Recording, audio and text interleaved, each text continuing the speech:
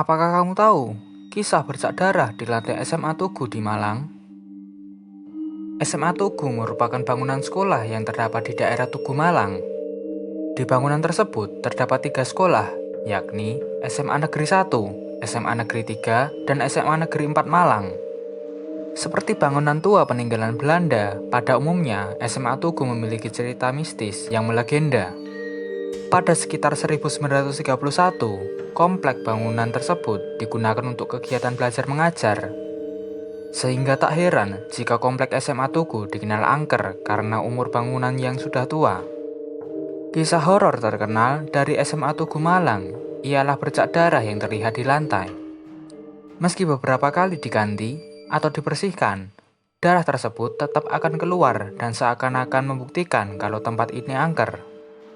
Bahkan, menurut cerita, siapa saja orang yang berusaha membersihkan atau mengganti dengan lantai yang baru, ia akan mengalami kesurupan. Konon katanya, tempat ini dulunya merupakan tempat yang digunakan untuk menyiksa tentara Indonesia, sehingga banyak mengeluarkan darah di lantai. Namun, dalam sebuah blog milik Ikrom Zain yang merupakan alumni SMA Tugu, bercak merah tersebut merupakan bekas kebakaran yang pernah terjadi di SMA Tugu Malang. Kebakaran tersebut membuat lantai yang berwarna kuning memiliki bercak kemerahan.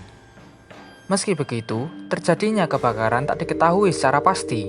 Bisa jadi, gedung SMA Tugu Malang menjadi salah satu target bumi hangus yang dilakukan oleh para pejuang RI saat revolusi fisik melawan Belanda.